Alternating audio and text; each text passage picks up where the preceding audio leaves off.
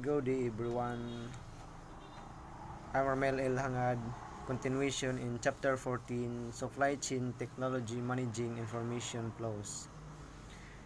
First is cross-chain visibility. Visibility tools provide quick access to global supply chain information, generate supply chain alerts, support management by exception, and facilitate trading partner collaboration. Ultimately, greater visibility support process variability reduction, performance optimization, and supply chain cost. So, ang cost chain visibility man siyang tools para mag-provide og quick access to the global supply chain information, naga-generate og supply chain alerts, din naga-support sa management by exception, and facilitate the trading partners collaboration. Next is agility. Appropriately designed systems have strong decision support analytics that model various scenarios. That this helps supply chain manager to better understand volatility and respond appropriately. So mo siya agility mo is naga-support sa supply chain manager. Then velocity. These velocity requirements are situation dependent, emergency replenishment, and new product introductions require greater velocity than a normal replacement of existing products. So kaning velocity is mo siya ang naga-provide og mga new product other than katong mga existing nga product nga naay mga madugang mo siyang replacement. Next is synchronization. By synchronizing data, resources, and processes, the supply chain partners can coordinate supply and demand over time. Technology facilitates the real-time information sharing between partners that drive consistent insight and collaborative decision. Adaptability. Organization must strategically adapt the design and capability of the supply chain to evolving conditions. They can capitalize on demographic trends, political shifts, emerging economics, and other new opportunities through alteration of their supply chain operating model. So kaning adaptability is mo na siyang sa organization dapat nga kanang kabalo ka sa mga strategy sa about sa design and capability sa supply chain para mag-evolve siya. Next is segmentation. So offering differentiated service levels to each segment, the organization can increase sales and reduce cost, avoid the one-size-fits-all strategy that underserves important customers and creates unnecessary costs. So kaning segmentation is kanang nagalahi bitaw siya og mga label sa imong product, like kung unsa tong mga kuan sa customer kanang mas better nga ginapalit nila, then naga-increase ang sales, then naga-reduce ang cost mo ng mga kuan sa customer nga kanang okay kanang kuan sa ilahang kaya lang sa bulsa.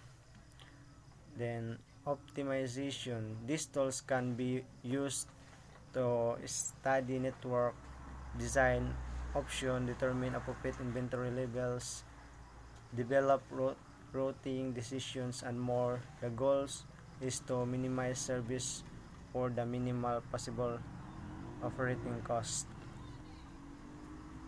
Then link network elements.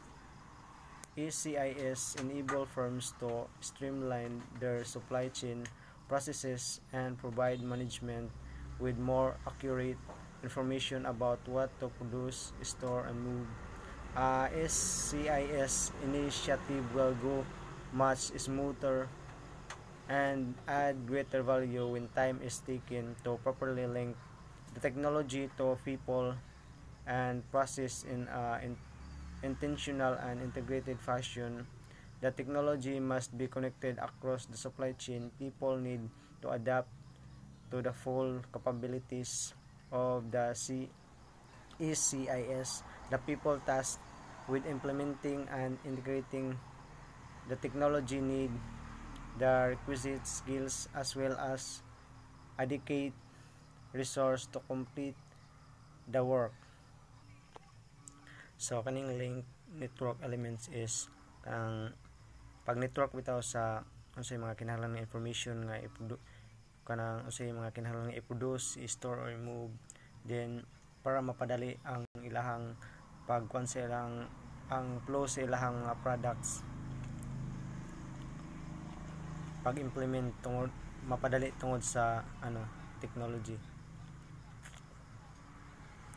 So mo ni siya ang figure sa link network elements ang supply chain information linkage.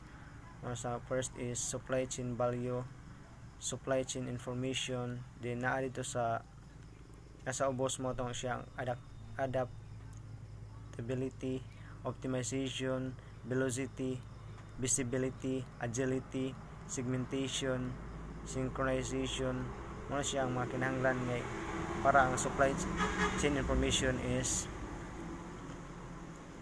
one. Then muna siya ang pag-process ang people, din ang technology, pag-integrate. Next is mitigate known risk. Supply chain manager must carefully evaluate their technology options and steer clear of the pitfalls associated with system adoption or upgrades. To mitigate this risk, supply chain managers must engage in the technology selection process. It is their responsibility to ensure that the tools fit the needs, support collaboration, and provide visibility into all key aspects of the supply chain. As this mitigation strategy suggests, systems risk can be overcome. Many organizations successfully deploy CSIS to promote cost control, visibility, and service improve. The key for supply chain leaders is to view technology implementation as a business. So kining mitigate known risk is kanang para mapagaan bitaw or mahibalan ang mga posibleng nga mahitabo sa organisasyon kung para dili mapilyor. So ang manager is must carefully naga-evaluate siya about sa technology para ang organization is dili mapilyor, ang mga product sa organization is mamanage og ayo. Then para successfully deploy para sa pag-promote sa mga cost control, visibility, and service improvement. Next is ECM software. Essential element of a capability CSIS is the software application that help manager arrange, analyze, and act upon relevant data. The supply chain software market include technologies that address virtually every activity that occurs in the supply chain. SCM software categories include planning, execution, event management, and business intelligence. Figure 14.3 display the categories in a puzzle format to denote the importance of information sharing and cross-solution linkage. Manage siya ang ACMS software. Makita niya sa first is enterprise resource planning, supplier relationship management, customer relationship management, then automatic identification tools. Ang sulod diha is muna siya ang supply chain planning, supply chain execution, business intelligence, event management. Next is planning. Supply chain planning application help organization evaluate requirements for materials, capacity, and service so that effective fulfillment plans and schedule can be developed. The tools help manager gain accurate, detailed insight into issues that affect the development of supply chain process.